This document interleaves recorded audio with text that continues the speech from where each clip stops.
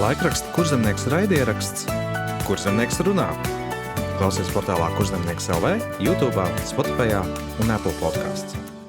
Labdien!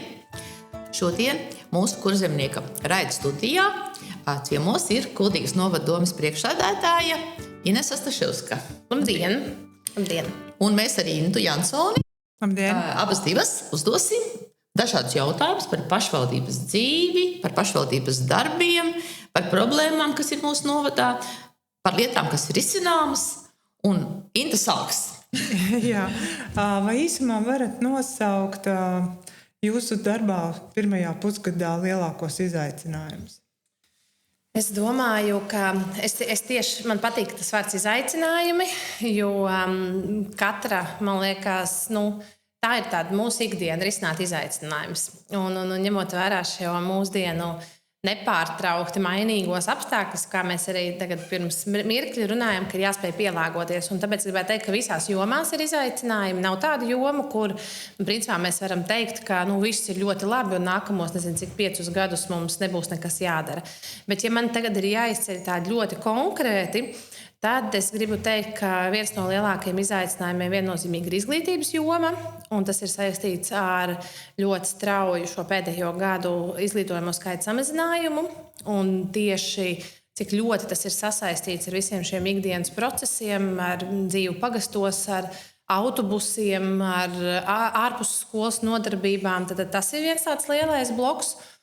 Otrs bloks ir tieši kultūras struktūras tāda izveide.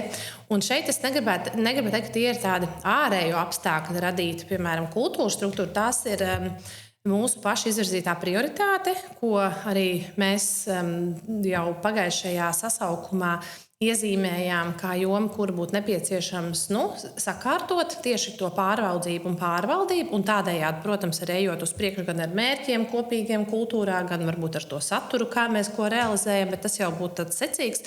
Līdz ar to tas arī ir tāds izaicinājums, kurš vēl joprojām viņš ir liels apjomīgs darbs un process, kurš, es teiktu tā, ka ir pirmie darbi ir tikai paveikti, un šobrīd ir darbs vēl gan daudz ir priekšā, lai arī iedzīvotāji izjustu un redzētu to ieguvumu. Un viennozīmīga prioritāte, kur man noteikti vajadzēja saukt kā pirmo, tā ir drošība. Un tā ir visa šī situācija, kas šobrīd notiek gan mūsu valstī, gan pasaulē kopumā. Šie ārkārtīgi nemierīgie apstākļi, ģeopolitiskie apstākļi, karadarbība, kas tepat netālu mums notiek, šie dronu uzbrukumi mūsu Latvijas gaisa telpai un viss attiecīgi šajā kontekstā. Un es gribētu teikt, ka tie ir ļoti apjomīgi, lieli izaicinājumi, viennozīmīgi, kas paņem vislielāko tādu mūsu ikdienas darbu un šo uzmanību. Bet tas nenozīmē, ka nav citu darbu un citu izaicinājumu, bet, ja man 3 jānosauc, es gribētu šos 3 iezīmēt šobrīd, šajā pusgadā. Mēs atsevišķi tieši bijām domājuši runāt par visām tieši šīm 3 tēmām, ko jūs sacījāt. Jā. Bet par budžetu jautājums ir. Kā mums vispār ar budžetu, kas saistīts, protams, visas problēmas ar naudu saistīts, kā ir izcina. Tā budžeta izpildu pirmajā pusgadā, plānotā darbi virsās savu ieplānoto gaitu, vai tomēr kaut kādas korekcijas prioritētās bija jāveic? Nē, šobrīd jūs jau arī sekot līdzi arī mūsu domas sēdēm. Protams, mums ir budžeta grozījumi, bet tie principā ir visi saistīti vairāk tehniski. Tas ir kāda ir tā kārtība? Mēs gada sākumā saliekam šo budžeta plānu, kā mēs kuru naudiņu. Es tādā vienkāršā valodā, tad mēs kā pašvaldība saņemam informāciju par to, cik mēs nākamā gadā mums būs iespēja finansējumu iztērēt. Un tad mums ir noteiktas funkcijas, kas mums ir jāveic. Mēs nav tā, ka mēs ko gribam, to darām, ko nevēlamies, nedaram. Ir šīs funkcijas, un tad attiecīgi tas darbs ir vairāk mēnešu garumā, kā mēs tad par šīm maka kabatiņām saplānojam, saliekam šo naudu, un gala rezultātā mēs tad apstiprinām janvāra domas sēdē, parasti mēs arī apstiprinām šo budžeta plānu. Un tad ir tāda atsevišķs finansējums, kurš ienāk tekoši, piemēram, šīs projektu naudas, kur mēs iegūstam tiesības īstenot kādu projektu, tad ieskaita šo projektu naudu, bet mums viņa atkal ar domas lēmumu jāsaliek pa attiecīgajām, tā teikt, kabatiņām, kur ir vai būvniecībai, vai kādai, attiecīgajā jomā jāievirz. Tieši tāpat ir ar pedagoģu mērķu dotācijām, kuru mēs saņemam, bet mums viņa ar domas lēmumu ir jāieliek, tā teikt, šajā konkrētajā kabatiņā, kas ir tikai un vienīgi pedagoģa atalgojumam domāta. Un tie ir tie lēmumi, kuru kontekstā mums ir šie budžeta grozījumi bijuši. Es teikšu, ka šobrīd mēs neesam nekādas tādas lielas izmaiņas savstarpēji pa pozīcijām veikuši. Ja ir, tad tās ir vairāk katras iestādes, tāda kompetence. Tie ir tādas saimnieciskas, varbūt, piemēram, ir finansējums paredzēts inventāram, ir plānots bumbas nopirkt, bet situācija mainās, nepirksim bumbas, nopirksim, tur kaut ko citu, piemēram. Tās ir tādas detaļas, kas ir pilnīgi normāli, jo mēs vairāk runājam par tādām lielām pozīcijām. Tas, ko mēs šobrīd redzam un ko mēs noteikti uz priekšu būs, mums noteikti izmaiņas, ir tas, ka mums ir iezīmēts finansējums katru gadu tieši tādām neparedzētajiem darbiem, jo mēs apzināmies, ka katru gadu kaut kādas tādas situācijas var rasties.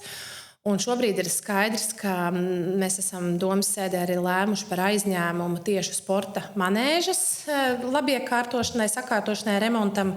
Un līdz ar to sadaļu, kas ir mums jālīdzfinansē, mēs ņemsim un pārvirzīsim no šīs neparedzēto finansējumu sadaļas.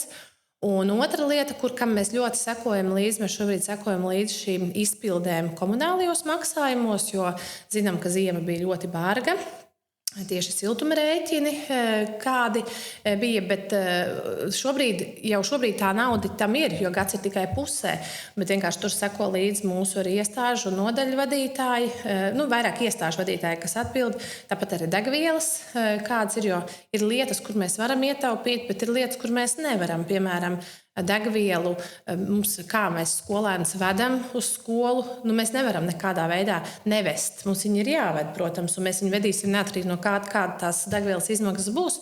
Un tās ir vairāk es teikšu, šīs divas pozīcijas, siltums un degviela, kam ļoti sekojam līdzi tieši par šīm izpildēm, tieši no tāda aspekta, vai gada beigās nebūs savstarpēji pa pozīcijām kaut kā jāgroza. Tieši izejot no tās, mēs nezinām, kāda būs gada otrā puse. Tikpat labi varbūt rudens ir silts un tad viss ir kārtībā, bet tikpat labi novembris, decembris varbūt ir tikpat augsts kā gada pirmā puse, un tad mums būtu tur jāgroza savstarpēji. Bet es teikšu, ka šobrīd nav tā, ka mums ir brīvu līdzekļu. Tā mums noteikti nav.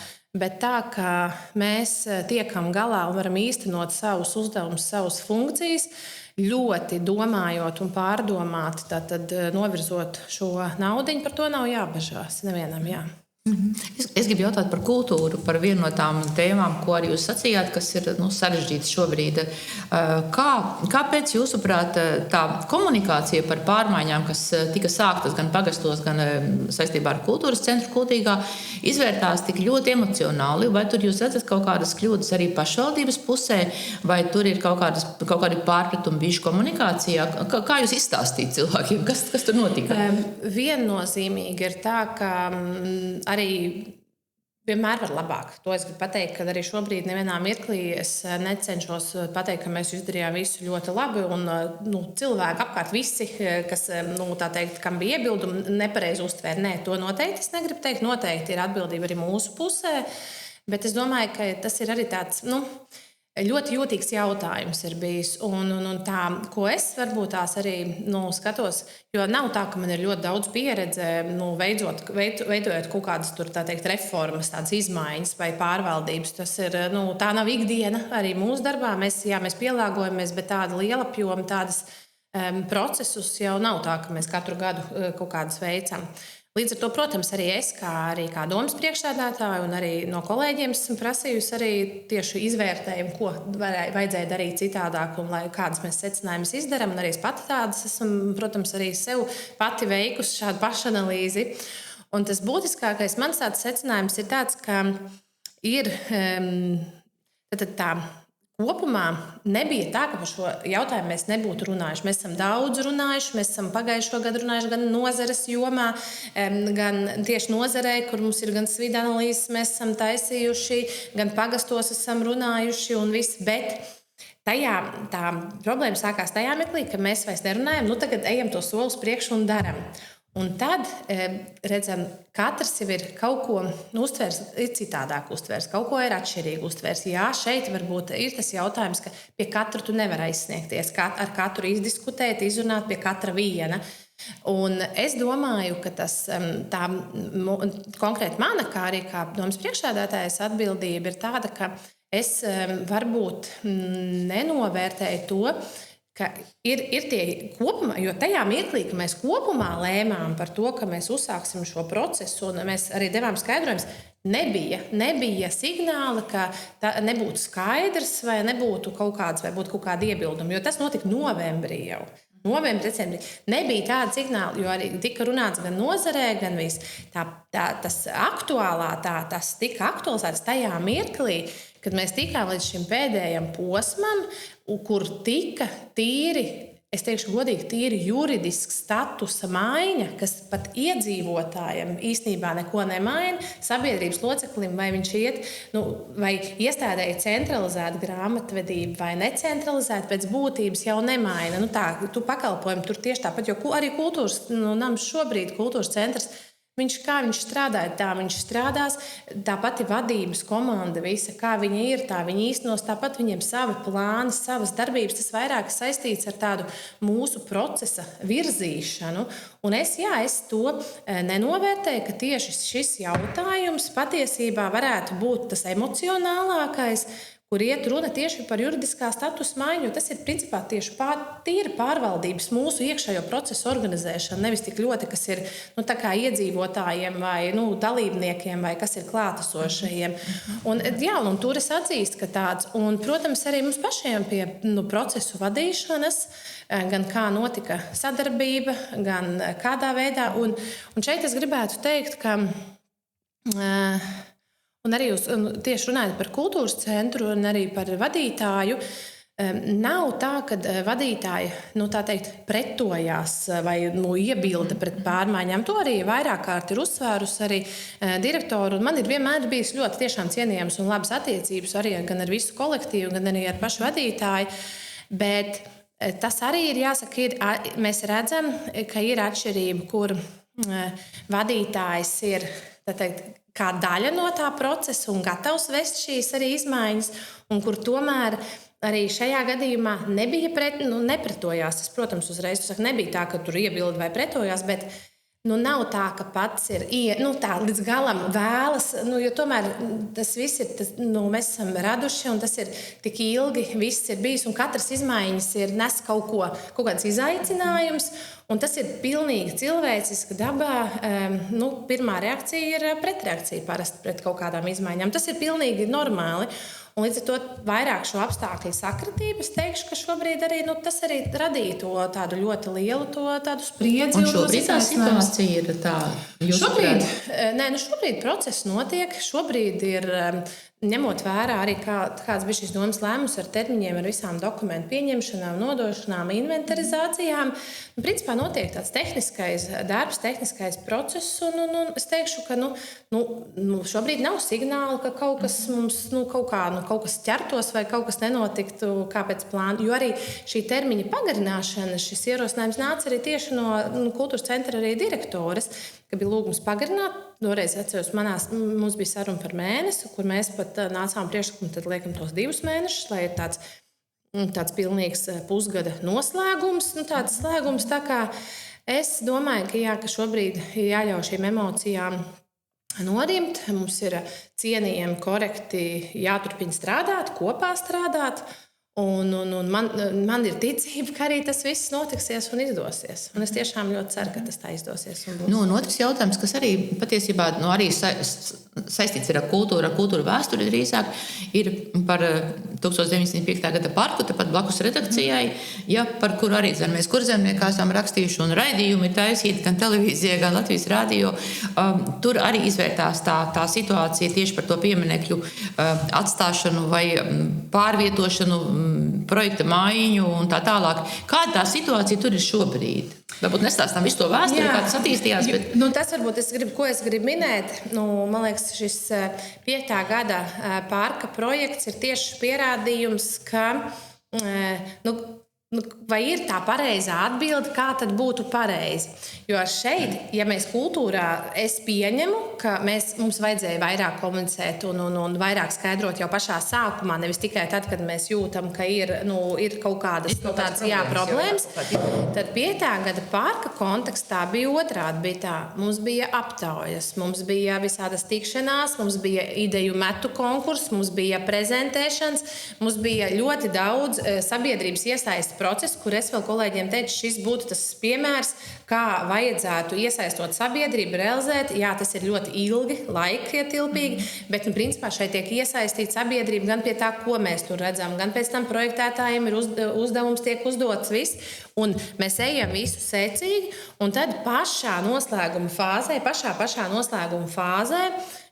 mums arī sākās tieši šī diskusija, kur bija tieši atsevišķi joma, tad mākslinieki speciālisti, kur iebilda pret šo ieceri, bet principā tas, ka pusotru gadu tas viss ir runāts, diskutēts, tas viss kaut kā, tajā mirklī kļuva vairs neaktuāli. Tajā tieši tās, principā tas pazuda, un tas, ka ir iedzīvotāji izteikuši savu vēlmi, daudz mēs uz to balstāmies, tas kļuva tajā mirklī nesvarīgi, jo šeit vienā brīdī mums ir skaļš, konkrētu jomu speciālists, neapstrīd, ka tie ir cilvēki zinoši un profesionāļi, ir viedoklis, un tad šeit ir tas jautājums, kā tad būtu pareizi, kā būtu jārīkojos, jo arī lēmums par pieminekļu, mākslas darbu, tie pat ir mākslas darbi, viņi pat nav pieminekļi, viņi ir mākslas darbi, pārcelšana, tas jau nebija arī tāds neizsvērts vai neklausoties profesionāļos un jomu speciālistos, pētniekos, vēsturniekos, māksliniekos, kas to kopīgo to situāciju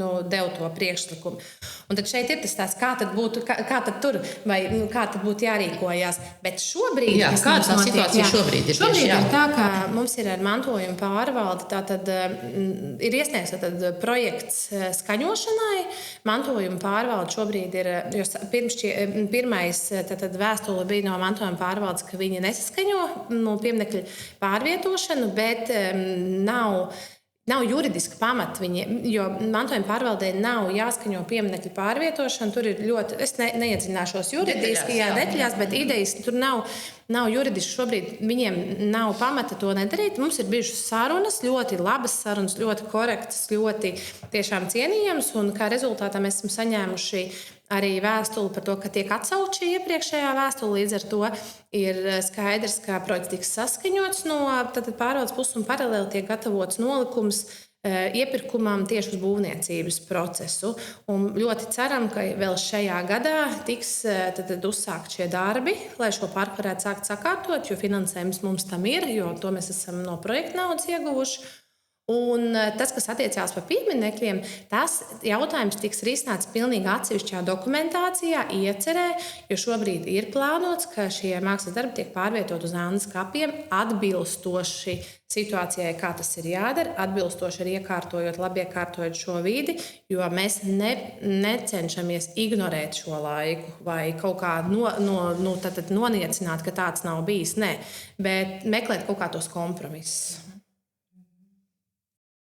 Droši vien arī pa skolām, ja mēs pieskaramies arī problēmas. Zinām jau, ka augustā slēgs ciet skolas gan Kabilē, gan Ēdolē. Kas notiks ar darbiniekiem un tehniskiem darbiniekiem un ar ēkām? Un tāpat arī ar citām novada ēkām, piemēram, Rēnas skolas ēku. Un tāpat sabiedrībā ir interesi par Ivānas mūžu. Kabiles skolas ēku. Jā, patiesībā ar tām ēkām mēs tā kā gribējām, lai jūs izstāstat, kāda ir tā informācija par tām ēkām, kurās jau vairs nav skola, kas ar tām šobrīd kas notiek. Jā, bet varbūt par tiem skolotājiem vispirms var sākt, cik zināms vai darba vietas ir atrastas. Tātad mums ir bijusi tikšanās ar visiem darbiniekiem. Iespējams, kāds nebija klātesošs, bet principā tieši ar skolas darbiniekiem, gan pedagogiem, gan tehniskiem darbiniekiem tieši tikāmies es un mans vietnieks Ars Roberts un izpildirektora vietniece Agnese Buka. Mēs bijām 2. jūnijā, tas ir principā no 1. jūnija skola jau uzsāka, principā lēnām mums uzsākās šis likvidācijas process. 2. jūnijā mēs arī aizbraucām un tikāmies tad ļoti neformāli ar kolektīviem. Un tieši kā reiz šis bija šis jautājums arī viens, kāda šobrīd šī izaicinājuma. Es varu teikt, ka daļa no skolotājiem ir atraduši jau darba vietas citās novada izglītības iestādēs. Liela daļa tieši no šo 2 skolu skolotājiem strādāja jau pēc būtības citās izglītības iestādēs. Viņiem šī nebija vienīgā darba vieta. Un vēl ir daļa darbinieku, kur nav mūsu novadā pat iedzīvotāji, kas brauc uz šo skolu kā uz vēl vienu izglītības iestādi. Tad arī runājot par tehniskiem darbiniekiem, ir dažādi. Ir tādi, kuri dodas pensijā, arī ir atsevišķi pedagogi, kuri dodas pensijā, kuri neplāno turpināt arī darba attiecības, jo viņiem šis vecums ir pienācis un viņi to var, ir tiesīgi izmantot.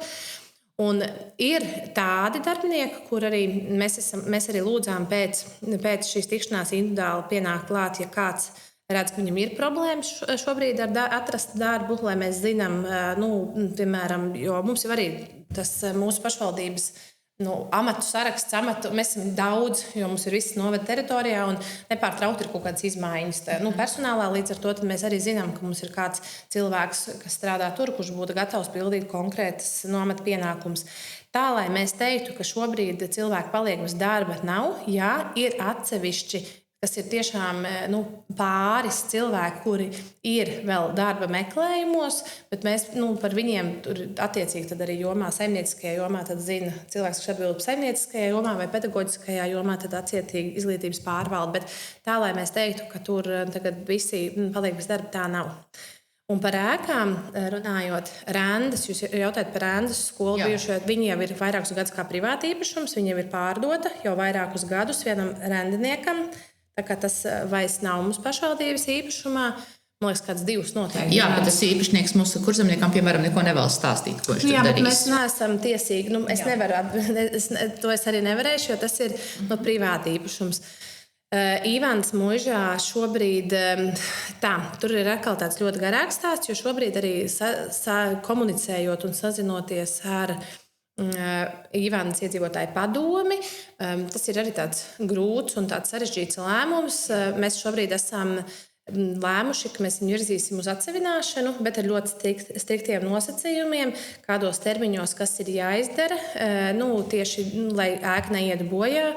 Pretējā gadījumā mums ir kā pašvaldībai tiesības atpirkt šo īpašumu atpakaļ. Un tas ir tas galvenais. Tas, kāpēc es paņēmu varbūt tik ilgu laiku, ka tur ir jāsaprot, ka tur ir dažādi apgrūtinājumi, jo tas zemes gabals arī tur ir gana liels. Tur ir gan ar ūdens saimniecību saistībā, jo tur blakus mājās, lai dabūtu ūdeni, tad šīs muižas īpašumā ir konkrēti tādi, es nezinu, kā viņas pareizi sauc, bet tātad ierīces, lai varētu ūdeni cilvēku saņemt, un tam ir jābūt, lai piekļuvi būtu. Tieši tāpat tur ir vairāk īpašumi, mums bija būtiski viņu salikt kā vienā, lai viņš ir kā komplekss. Un vēl šobrīd, jau gatavojot šos dokumentus, tur atklājās atsevišķas tādas vēsturiski fakti, ka patiesībā viena no šī komplekta ēkām ļoti, ļoti daudzus gadus atpakaļ pašvaldībai bija nodevusi ministrija izglītības funkcijas veikšanai. Līdz ar to mēs tik vienkārši viņu nevaram nodot atsevināšanai, bet tas nav nevienos dokumentos fiksēts, nekur, nevienā datubāzē, ne zemes grāmatā, nekur to vienkārši šobrīd gatavoties, arhīvos dziļāk un dziļāk tikai šādu faktu secināja. Un tā ir visā Latvijā šobrīd, ka pamazām kārtojot īpašums pašvaldības, atklāja visāds brīnums arī. Jo arī ministrijās nav lietas kursā par to, un tad šobrīd mēs sagaidījām, ko mēs drīkstam darīt no ministrijas, un tad mums ir jāsaprot vienkārši, kā tālāk tā procesa, vai mēs drīkstam pārdot, un tad mums tas finansējums ir proporcionāli jānovirz valstī, vai viņi mums tā kā ļauj, jo pēc būtības mēs, ja esam saņēmuši konkrētas funkcijas veikšanai, nedrīkstam tirgot. Mēs varam tikai to lietu darīt, tad izglītību tur īstenot, vai mums ir jādod valstī atpakaļ pēc būtības. Bet nav runa par nomu. Jā, šobrīd nav runa. Šobrīd ir runa par pārdošanu. Laidi ir iznomāti biedrībai. Laidi ir biedrībai bezatlīdzības lietošanai, jo viņi ir un ne visa muiža. Tur ir tātad muižu komplekss sastāv arī no vairākām. Tur ir šī centrālā ēka un šie spārni. Un šobrīd biedrībai ir nodots bezatlīdzības lietošanā šis vidus, šis centrālā daļa, kur biedrība īsteno dažādus šos projektus un veids pašvaldības funkcijas, tad šī kultūra, māksla tad īstenošanai.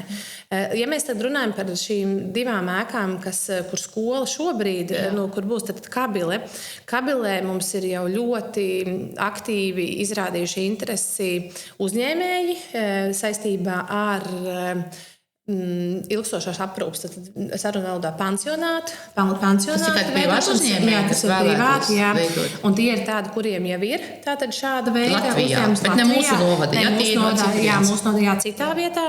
Un šobrīd ļoti mērķiecīgi virza šo ieceru uz priekšu. Un šobrīd, principā, mums ir nepieciešams šis vērtējums. Mēs to, protams, nedarījām, kamēr skola tur bija iekšā, jo mums likās vienkārši neētiski. Skolai vēl esot jau, tā teikt, laist uz atsevināšanu, jo tas bija arī mans ļoti strikts nosacījums. Mums ir jāļauj cienījam pabeigt, noslēgt, un tad mēs varam tālāk kaut kāds process nevis paralēli jau, tā teikt, tirgot, kamēr vēl bērni tur ir iekšā, ja. Tā kā, un ja izdosies, iespējams jau šajā rudenī, tie darbi jau tur varētu, principā, ja izdodās, tad mēs nākamā mēnesi jau uz atsevināšanu varētu tā kā virzīt šo jautājumu, jo tas ir izsolējā, lai mēs nevaram viņu vienkārši tā. Bet tur vēl ir jautājums, vai nomāt vai pārdot, bet, principā, kad ēkā būtu dzīvība. Ēdole. Un ēdolē šobrīd kā reize mums vakar bija tikšanās ar vietējo biedrību, kur ir tiešām aktīvisti, kas aktīvi darbojās arī gan kultūra vēsturiskā mantojuma saglabāšanā, gan dažādās dažādās tātad jomā. Dažādās jomās. Bet šobrīd, tur ir tā, ka mēs šobrīd esam tādā sarunu procesā. Viņiem ir ieceres, viņiem ir dažādi plāni. Mums vakar bija tāda pirmā vispār saruna par tādām vīzijām, vai mēs saredzam, ka mums ir kaut kāds, vai tādas kopīgas vērtības, vai mēs gan no pašvaldības puses saredzam, ka tā varētu būt iespēja, un arī vai biedrība redz, jo mēs nevaram tā vienkārši iedot kaut kam un nodot. Tur ir ļoti konkrēti tātad, nosacījumi jābūt. Un tad mēs esam vienojušies par konkrētiem darbiem, ko abas puses veiks. Tuvāko 2 nedēļu laikā tiksimies atkal un skatīsimies, vai mēs ejam uz priekšu un skatāmies. Un tas varētu būt kaut kas līdzīgs kā Laidos, tikai tā arī kultūra, tur folklora un veselība, bet kā biedrībai, kur varētu īstenot. Iespējams, arī kaut kāda daļa varētu būt uzņēmējdarbībai, kur uz izsoli tad mums būtu jāvirza. Bet tas, kas ir svarīgi un ļoti svarīgi, ko es gribu pieminēt, ka abām šajām ēkām ir ļoti labas sporta bāzes. Tās viennozīmīgi būs atvērtas iedzīvotājiem, gan Kabilē, gan Ēdolē, ka iedzīvotājiem būs pieejama šīs sporta zāles. Protams, ne tā, ka no rīta līdz vakaram katru dienu, bet attiecīgi vienojoties par tiem laikiem, kad ir nepieciešams, kuras dienas, un pilnīgi noteikti iedzīvotājiem būs iespēja iet un sportot uz savām sporta zālēm. Varbūt vēl ir kādas pārmaiņas lēmumi, kas saistīti ar izglītības skolu tīklu, kas šogad varētu tikt pieņemti vai jau ir pieņemti, kas... Nē, šobrīd jau pieņemti nav. Tas, kas ir būtiski, ka ar septembrī Kuldīgas Mākslas humanitāro zinību vidusskola kļūst par pamatskolu, jo ir šis pārejas posms ir noslēdzies, un skolā tad no nākušā gada ir tikai 1. līdz 9. klasei. Un citādāk, es domāju, ka šobrīd nav. Man jau liekas, ka ir ļoti jau tā daudz un būtiski. Tas, kas ir jāsaprot, ka šobrīd mums ir ļoti būtiski arī šajos laukos, pagastos šīs skolas stiprināt, spēcināt, jo tas ir viss atkarīgs arī no tādas mūsu, tīri no tādas izglītības, visu šī tīkla. Jo šobrīd, ja mēs paskatāmies kartē mūsu novadā, mums ir ļoti veiksmīgi izdevies noklāt šo mūsu novada teritoriju tieši ar izglītības iestādēm, jo es varu godīgi teikt, ka daudz savos novadās Latvijā tā nav, un tas ir ļoti liels izaicinājums, kad dzīvojot vienā vietā, tev fiziski tuvākā skola ir vairāk kā 100 km attālumā, tad mūsu gadījumā mums ir tiešām šis geogrāfiskais izvietojums ir ļoti labvēlīgs, lai tās skolas būtu pieejamas, tiešām visu novadu skatoties.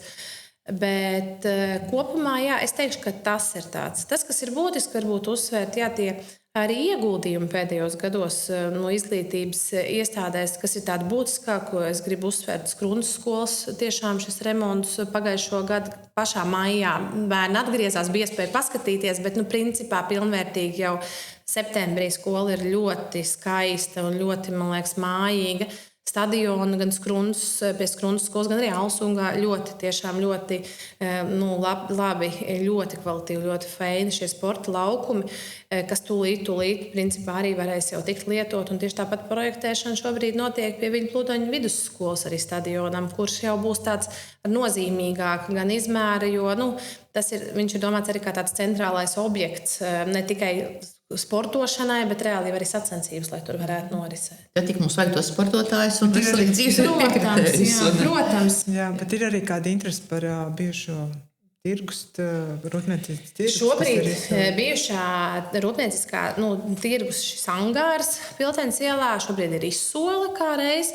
Un tur gan mēs netirgosim, tur ir par nomu ir runa tikai, un es varu izstāstīt to arī pamatojumu.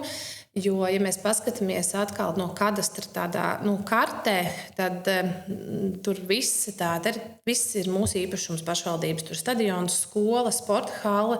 Un šobrīd ir būtiski, lai tāda kaut vai teritorijas plānojuma aspekta, ka viņš paliek pašvaldības pārvaldībā, un kas mums ir svarīgi, lai tur būtu aktīvā kāda veida, kaut kāda darbība, vai tas ir sports, vai tā ir, vienalga kaut kas aktīvs, lai būtu, vai tā ir izklaide vai sports, jo ņemot vērā arī to apkārtni, ka tas ir tāds, tad redzēsim, šobrīd gaidam pieteikumus, izsolē, ļoti, ļoti ceram, ka būs kāds uzņēmējs gatavs ieguldīties, investēt, jo mēs tur arī esam iestrādājuši tieši to, ka jau pirmais nosacījums ir cena, bet tālāk jau ir svarīgi saskaņot šo plānu, gan attīstības plānu ar finansējumu piesaisti, kas ir saistībā gan ar būvniecību, gan ar labiekārtošanu. Un tajā mirklī, ja mēs redzam, ka tas plāns nepildās, tad mums ir tiesības lauzt līgumu, jo mums ir svarīgi, lai nevis tur kāds tagad viņu noslēdz līgumu un izīrē, un tad gaida, kad pēc 10 gadiem varēs kaut ko sākt īstenot, bet lai principā ir un dara un iegūda arī tajā īpašumā, mums ir arī būtiski. Man vēl ienāca prātā jautājums par Udbāžu, par Oskara Kalpaka bijušās pamatskolas ēku. Viņi vēl joprojām ir aizsardzības ministrijai nodot tieši izglītības funkcijas veikšanai. Mums ar iepriekšējo ministru ir bijušas vairākas sarunas. Šobrīd mēs zinām, ka ir mainījusies valdība. Ir tā, ka mēs esam pieteikuši vizīti arī pie ministra, jo vēlamies gan par šo jautājumu, gan par citiem drošības jautājumiem arī izrunāt. Bet es šobrīd nedomāju, ka līdz nākamām Saeimas vēlēšanām būtiskas izmaiņas varētu būt. Es domāju, ka mums jāsako līdz tam, kas notiks rudenī, kas būs šis aizsardzības ministrs, jo iepriekšējais ministrs ļoti skaidri apgalvoja un solīja, ka šī akta tiks sakārtota.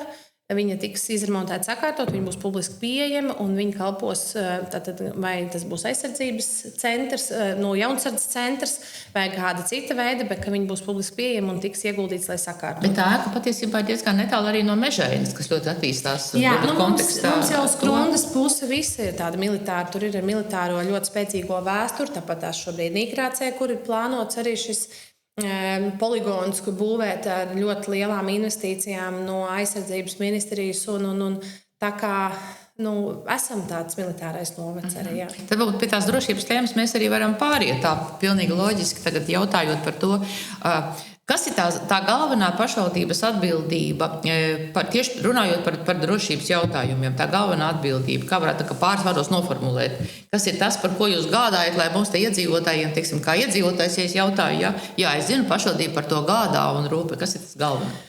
Principā mums ir šobrīd vairāk vai mazāk jānodrošina tāda civila aizsardzība. Cilvēku civilo iedzīvotāju aizsardzība, drošība. Mums nav jāatbild par kaut kādiem militāriem procesiem, nedod Dievs kara darbību vai kaut kas tam līdzīgs, bet tieši lai civilais iedzīvotājs būtu drošībā.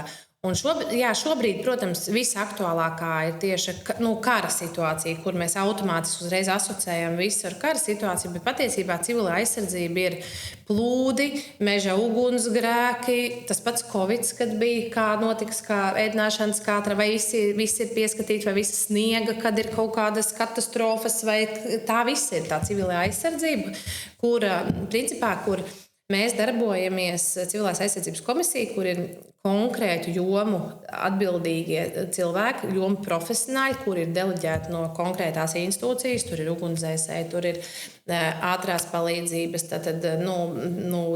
speciālisti, tur ir no veselības inspekcijas, jo pa visām jomām tur ir tāpēc no zemesardzes, no valsts policijas, un mēs tiešām tiekamies regulāri, mēs katrs arī savus aktualitātes iezīmē, un tas, kas ir jāsaprot, par ko tad mēs gādāt par to, ka, lai šie procesi notiktu, lai cilvēks būtu drošs, lai viņš būtu paēdis, Tāpēc mums nav tāds viens algoritms, jo tās situācijas var būt dažādas.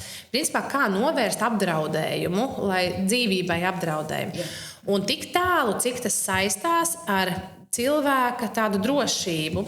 Un tas, kas ir jāsaprot, piemēram, ja mēs runājam par to pašu kara darbību, tad jebkurā gadījumā pats pirmais, kas par sevi atbild, ir pats cilvēks. Katram pašam. Un tas ir kaut kā, man liekas, mums ir jāturpina stāstīt un skaidrot, ka tajā mirklī, ja kaut kas notiek, ir jāsaprot, ka vismaz 2 dienas, ja visiem vienlaicīgi, piemēram, ja tas ir kaut kāds lokāls gadījums, protams, tā ir pilnīgi cita situācija, bet ja tas ir kaut kas liels, apjomīgs, kas vienlaicīgi visā valstī vai novadā notiek, tad ir jāsaprot, ka pirmais, ko mēs darām, mums ir, kas notiek ar siltumapgādēm, kas notiek ar elektrībām, kas notiek, ar lieliem procesiem, kas ir šī kritiskā infrastruktūra, kas mums ir jānotur, lai darbojās, kas ir tie punkti, un tikai tad mēs dosimies uz to mežu, pie tā viena cilvēka, viņam vai vedīsim to paciņu, vai viņu vedīsim līdzi, ja tas ir viss vienlaicīgi. Un tāpēc katram mums ir jāsaprot, ka jāatbild uz jautājumu, ja mums tagad pazūd elektrība, ūdens, apkura vai vismaz diennakti vai 2, es un mana ģimene, mēs varam un spējam pastāvēt paši par sevi. Vai mums būtu ko ēst, vai mums būtu kā dzirdēt caur to pašu rādio vai kas notiek. Jo ir vienkārši naivi cerēt, ka pie katra viena 28,000 mēs stundas laikā varam, piemēram, ierasties. Bet es klausoties jūsos saprotu, ka viens no svarīgākajiem aspektiem visā šajā, kā novērst apdraudējumu, ir tāda saulaicīga un precīza informācija, ko cilvēks saņem. Un man tas jautājums ir saistīts arī ar mūsu mēdīju, ar kurzemnieku. Vai, piemēram, jums nešķiet, ka, piemēram, kurzemnieku pārstāvim kādam jābūt arī šeit civilā aizsardzības komisijā, jo es zinu, ka ir sabiedrisko attiecību speciālisti pašvaldības, nevalstisko organizāciju pārstāvis tur ir. Kā jūs to komentētu? Ziniet, ir jāskatās. Tur noteikti nav ne jā, ne nē. Es domāju, ka ir vienkārši jāvērtē, vai šobrīd ir tā, ja mums ir pašvaldības, piemēram, sabiedrisko attiecību speciālists, viņš ir atbildīgs par to, kā notiek tā komunikācija uz āru uz visiem kanāliem. Principā viņš ir tas, kurš atbild, kā komunicēt, tad vai ir informācija nodot jums, kā kurzemniekam, vai ir rādio nodot informāciju, jo tad jau mēs, mūsu gadījumā šeit jūs esat, tieši mums Kuldīgas novadā, esat laikraksts principā vienīgais, bet tieši tāpat tad ir rādio jautājums, vai rādio tad nebūtu jābūt arī Kurzemes rādio. Es domāju, ka tā atslēga ir tajā, jo mēs būsim vairāk, jo man liekas, ka nevienmēr daudzumā tā teikt ir tā atslēga. Man liekas, ka ir jāpāanalizē, jāpaskata, jo arī šobrīd tieši sabiedrisko attiecību speciālists, ja es nemaldos, no pagājušā mēneša tikai, vai no pagājušā vai aizpagājušā mēneša tikai iekļauts, jo tieši mēs redzējām pēc dažādiem, modelējot un skatoties tās situācijas, mēs redzējām to nepieciešamību. Jā, iespējams, ja jums ir šāds priekšlikums, mēs arī varam paši komisijā parunāt, paskatīties, padiskutēt, vai saredz to nepieciešamību. Un, ja mēs saredzam, ka tas ir tā nepieciešams, tad jau arī tā var būt. Jo es nesaku, nē, noteikti.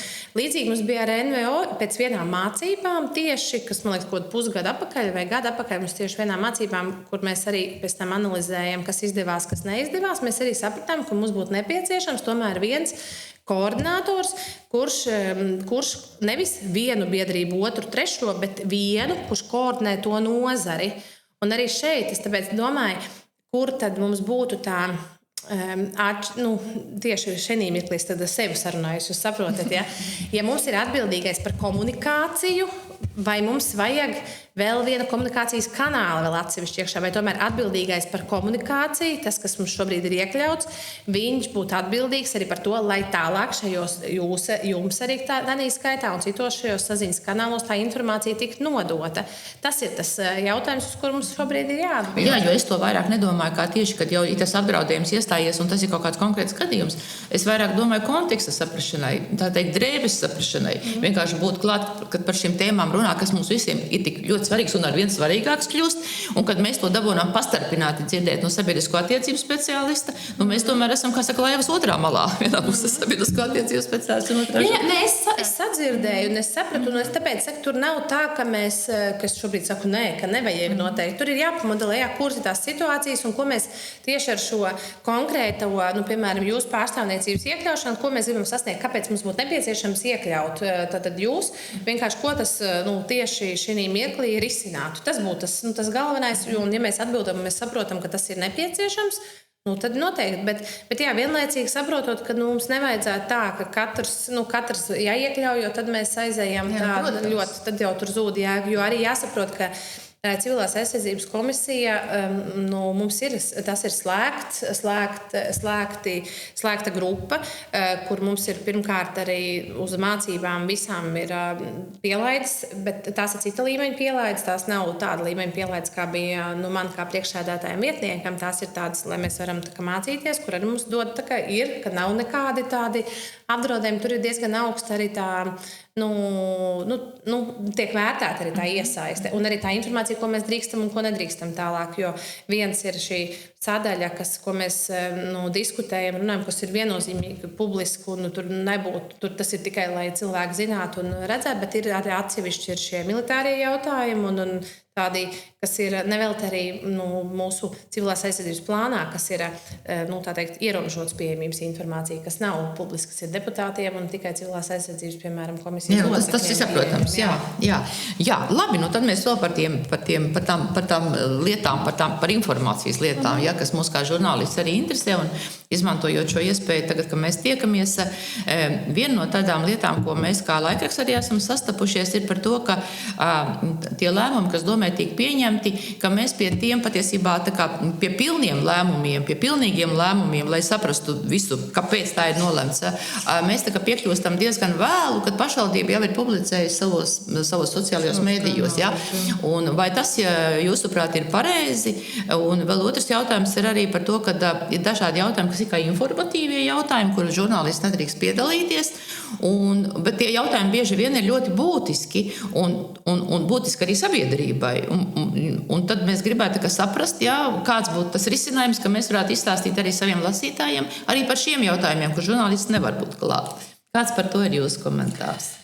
Pirmais, es gribētu, lai precīzi, kur ir tie jautājumi, varbūt, kur nezinu, vai tādā slepenībā bijuši, ka tikai uzzinām, ka pēc tam, kad ir pieņemti, kad nav bijuši, tas būtu tas, kur lai es uzreiz varu precīzi dokumentēt, varbūt, kāpēc ir kaut kāda vai piemēram, par bijušo vulkānu teritoriju ir bijis informatīvais jautājums, kur žurnālisti nevar piedalīties. Par kultūras nam pie, teiksim, to mēs pagājuši, bet tur, es domāju, vienkārši es izstāstīšu tulīdās. Kas ir jāsaprot, kurš ir tas mirklis, kad mēs drīkstam tā nepubliski strādāt. Kā jūs saprotat, vai nav tāda, vai nebūtu tikai korekti vai, man liekas, pieņemami, ka mums arī kā deputātiem mēs drīkstam un brīvi izteikt gan savus kaut kādas pieņēmumus, gan savus kaut kādas pārdomas, kur mēs zinām, ka mums nav ne prese klāt, ne citi kolēģi, kur mēs vienkārši dalāmies savās, jo tā informācija, ko mēs reizēm runājam, viņa ir gan privāta arī par cilvēkiem, kas tiek par privātām lietām, privātiem jautājumiem. Un tas tomēr ierobežo arī to, ko mēs drīkstam, ko nedrīkstam, ja ir piemēram, prese klāt. Tā jau īsti nav, ka nevar piedalīties. Un nav bieži. Mums, piemēram, tādas informatīvi jautājumi, es teikšu, viņi tiešām ir tādi, kur mēs gribam tādās detaļās izrunāt, riskus izstāstīt, apzināt gan to vienu situāciju, gan otru situāciju. Un, man liekas, ir tikai taisnīgi, ka mums kā deputātiem tiek dota tāda iespēja, vai mums būtu slepeni jāorganizē kaut kādas tikšanās, lai pēc tam mēs nesaņem pārmetumus, ka publiski nav. Tas ir tāds, varbūt mans tāds jautājums, kad ir tas brīdis, kad mēs vai tiešām jūs uzskatāt, ka mums kā deputātiem nav tiesības kaut kādas jautājumus arī risināt un diskutēt nepubliski? Nē, droši vien, ka nē, bet drīzāk pēc tam izstāstīt to, ko jūs uzskatāt par vajadzīgu, izstāstīt, par ko tad šis informatīvais jautājums bija. Jā, nākamais ir tas jau arī par to pašu vulkānu teritoriju. Principā vulkānu teritorijas jautājums tika iezīmēta tā situācija tieši par to, par ko bija arī vakar šis lēmums, kur tika iezīmēts gan par procesiem, kā notiek, gan kā viena puse rīkojās, gan vēršās, gan kāda ir tā mūsu kaut kāda darbība bijusi, gan caur tiesām, gan caur, gan kāda ir tā komunikācija ar citām institūcijām. Un vakar, ņemot vērā, ka ir šis lēmums, kur mēs pieņemam to, ka atstājam spēkā esošu mūsu būvniecības nodaļas būvvaldes lēmumu, tad arī pēc tam attiecīgi tur jau arī tajā sēdē mēs, un arī komitejā mums bija ļoti gara un plaša tā diskusija. Man liekas, jūs bijāt, kurš mums bija komitejā. Ko par to vulkānu var īsti tagad pateikt? Kā tā situācija šobrīd tur ir? Jo mēs arī esam rakstījuši iepriekšējā sarunā, ka jūs teicāt par jā, mēs varam teikt, ka tur šobrīd nekas nav mainījies. Tur tieši tāpat kā pirms tam ir atsevišķi vairāk procesi.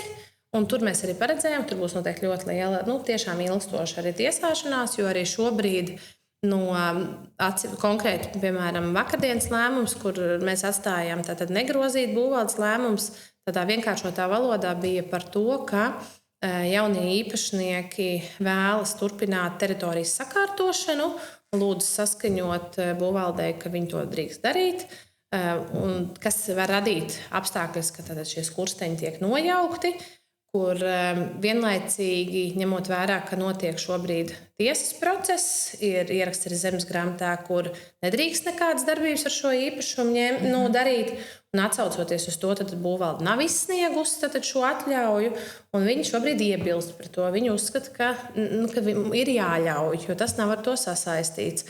Šādi arī šobrīd mums notiek tāds bet sarežģīti izklausās. Jā, un ņemot vērā vēl, kā es teicu, ka tur ir 3 pilnīgi atsevišķi vēl procesi, kas ir par gan nenomaksātiem nodokļiem, kas ir atsevišķi vēl bijis, tad ir par šīm īpašuma tiesību maiņām, kas ir bijis, un tad šobrīd vēl iet vēl par visiem šiem būvniecības.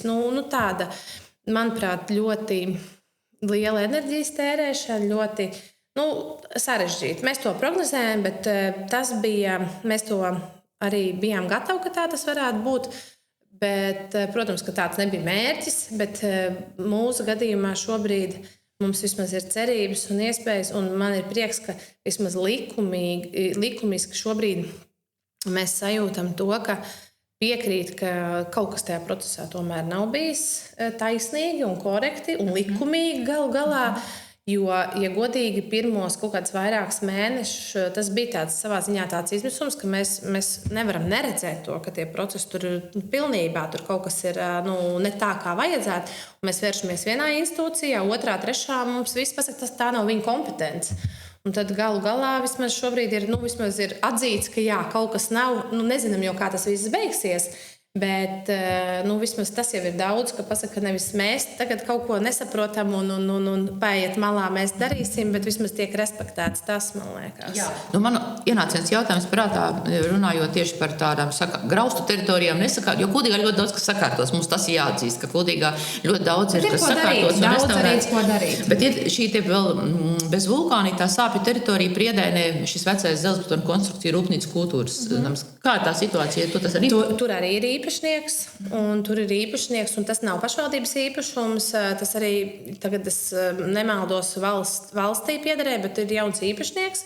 Un mēs zinām, kas tas ir. Un es varu uzreiz pateikt, tur ir Stiga RM ir iegādājušies jau kādu laiciņu atpakaļ to īpašumu. Iespējams, kaut kādas izmaiņas ir notikušas. Es jau nezinu, jo nav vairs jāsaskaņo ar pašvaldību, ja kaut kāda īpašuma mainās. Neesmu arī sekojis līdzi, bet vēl pēdējā sarunā tad tur ir īpašnieka rokās.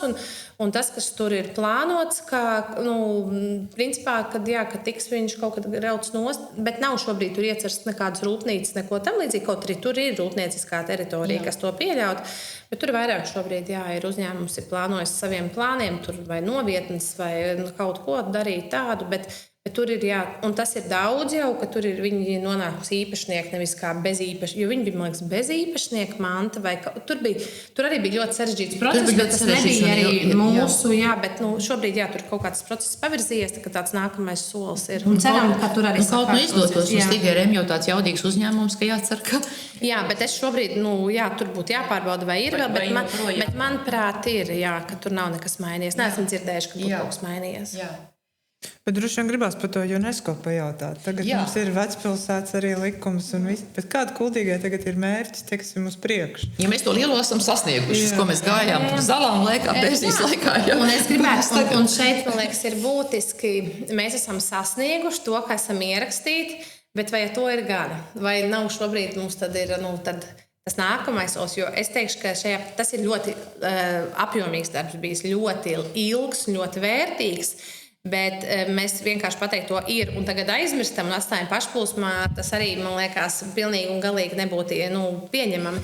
Es teikšu tā, ka šobrīd šajā kontekstā, piemēram, UNESCO kontekstā, mums tagad ir galvenais ļoti mērķiecīgi strādāt, un mēs to arī darām. Tad pirmais solis jau mēs šo vecpilsētas likumu šogad apstiprinām. Tiešām paldies Saeimai, kas vienbalsīgi. Un nav tā, ka mūsu acīm redzot mūsu valsts līmeņa augstākie cilvēki, augstākās amatpersonas nevar par kaut ko vienoties. Šeit bija visi viensprāt un vienbalsīgi tika atbalstīts mūsu vecpilsētas. No dažādām partijām, kā saka, gan pozīcija.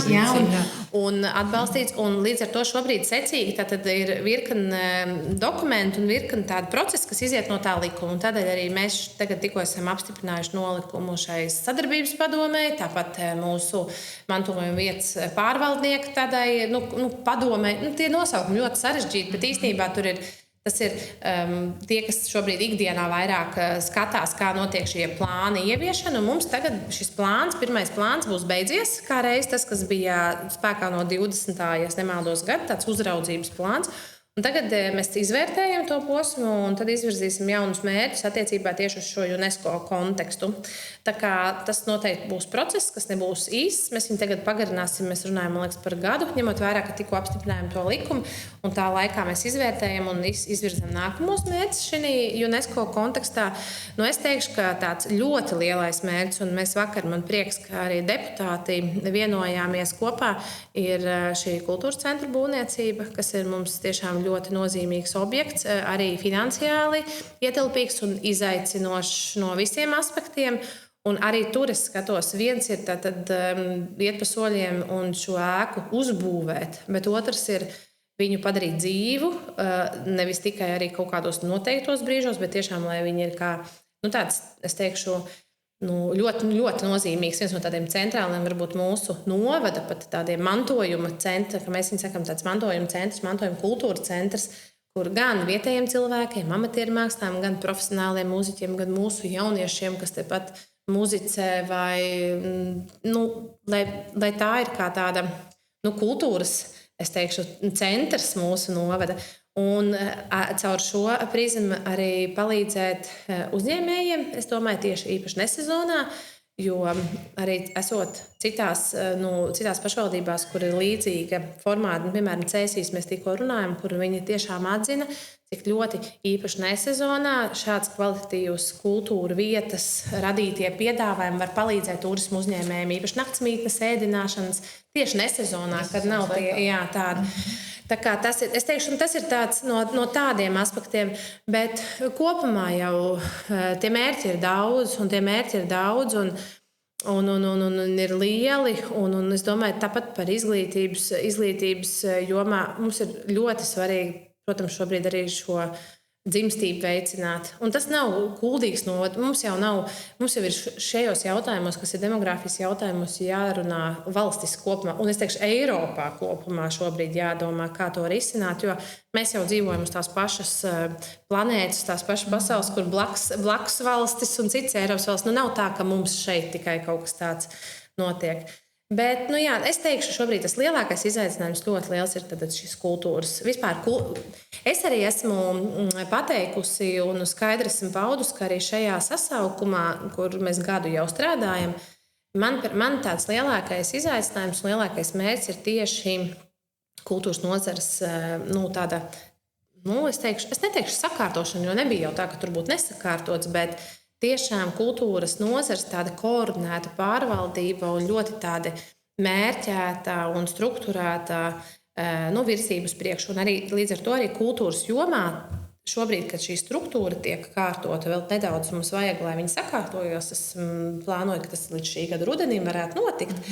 Tad arī ir plānots, ka mēs kultūras jomā arī virzam šos lielos mērķus, arī ko mēs vēlamies, bet kopā strādājot, tāpēc es arī teicu, nejauksim struktūra, pārvaldība ar tiem kopīgiem plāniem, uz ko mēs ejam un darbojamies. Un es atgādināšu, ka mums ir ļoti liels notikums arī nākamajā gadā, kad ir Eiropas kultūras galvaspilsēta, kur mēs esam kā partneri Liepājai. Jā, to mēs zinām un to mēs gaidām un iesaistīsimies paši, cik iespējams. Jā, bet ir jau tepat nākamēnes arī mums priekšā ļoti liels pasākums, ko visi gaida, varbūt jau ir kādas ievirzes, var atklāt noslēpumus. Tur tas īpašais vecpilsētas svētkos mums. Tas, kas ir, tur noteikti būs vislabāk un jāprasa būs pašai organizātoru komandai. Es varu apliecināt, ka organizātoru komanda strādā jau pilnā režīmā, pilnā jaudā. Tur nav tā, ka gaidam pēdējo nedēļu, bet man ir bail, ka es vienkārši kādu noslēpumu neatklāju, varbūt ātri, jo es zinu, ka tur arī ir ļoti strikti izstrādāts komunikācijas plāns, kurā mirklī, par ko tieši stāstīt un kādā veidā un kāpēc tā ir. Tā kā es detaļās visticamākais ne, bet es varu apliecināt, ka būs noteikti arī jauni pārsteigumi, noteikti kaut kādas jaunas lietas, jaunas vietas, kas tiks atklāts, jo tāds mums arī katru gadu kaut kāda jauna vietiņa, kur mēs paskatām, bet vienlaicīgi jāsaglabā un esam pārliecināti, ka saglabāsim, ka svētki ir mūsu iedzīvotājiem, bet ņemot vērā, ka mēs esam viesmīlīgi, mēs gaidām arī viesus ciemos, bet pašā pamatā svētki ir mums, lai mēs varam atpūsties, lai svinētu savu vecpilsētu un ļaut viņā ielūkoties, arī varbūt pa kādiem atslēgas caurumiem un pagalmiņiem maziem, bet gaidām ciemos arī viesus. Un pēdējais jautājums, Ines, ir tāds, ko mēs uzdodam visiem saviem viesiem. Kas būtu tāds, par ko jūs ieteiktu nākamo vai kādu no nākamajiem raida ierakstiem veidot? Par kādu tēmu? Kas jums pašai varbūt būtu interesanti? Ļoti grūti. Bet par to es nebiju nākotnē domāju. Bet es varu no divām lietām šobrīd. Viens ir no tādām profesionāli, no savas vietas, un otrs ir, varbūt, domāju, mums reizēm vajag arī atpūsties no tā darba un kaut ko, kas kā cilvēkam. Man šobrīd kā cilvēkam visa dārzkopība, viss kaut kas patīk, un man varbūt tās tādas lietas arī patiktu. Bet tur jau, tā ir viena lieta, bet tīri no tāda profesionālā, es domāju, šobrīd, ja mēs neskaitām visas vēlēšanu tuvošanos un tā tālāk, kur tā politika ir savīta un ļoti grūti šobrīd ir izsakot līdzi, tad es tagad domāju, kas mums tāds varētu būt. Varbūt veselība jums bija, meža nozare bija. Man jau tie vēja parki liekas ļoti jūtīgi, bet es nezinu, vai šobrīd tas ir. Varbūt es arī interesi paklausīšos un paskatīties, kas tur notiek, jo tas ir tāds, jo to tēmu vajadzētu tādu, kur tieši lai izskaidrotu un varbūt pastāstītu to nozīmīgu. Un vēl ir tā, ka, ja mēs paskatāmies šobrīd par tādiem attīstības kaut kādiem dokumentiem, Tad attiecībā par teritorijas plānojumiem ir daudz lietas, kur ir ieteikumi. Bet es nezinu, vai jūs veselu stundu. Bet tas nav nogurdinoši klausītājiem. Jā, vai būs interesanti. Bet iespējams tāpat civila aizsardzība varbūt. Jā, civila aizsardzība un drona jautājumi. Un pateikt, mums ir ļoti veiksmīgi, un mēs redzējām, mums bija ļoti laba arī saruna, jo mēs atkal vienmēr var runāt vairāk. Par to neiet runa. Viņi var turpināt stāstīt dažādos formātos, bet viena saruna mums bija tāda, kur mēs arī pieaicinājām gan no Vūgda mums bija pārstāvs, gan arī mūsu pašu civilās aizsardzības koordinators, kas Dzintars Pakāns. Un ļoti interesanti. Un arī tajā mirklī ir tādas ļoti praktiskas lietas, par kurām tu varbūt pat neaizdomājies. Tā kā ja man tagad ir tā, es tā skaļi domāju, pirmīt jūs sapratāt, ja man tagad ir jāatbild, es teikšu, ka tā civila aizsardzība šobrīd ir ļoti aktuāla, un mēs nevaram par maz par viņu runāt. Varbūt tā būtu tā tēma, ko es ieteiktu šobrīd. Paldies! Paldies! Un paldies, Ines, ka atnācāt pie mums šodien uz mūsu raidījuma studiju. Un tad tiekamies nākamreiz nākamajā raidījumā. Paldies par uzmanību! Visu labu!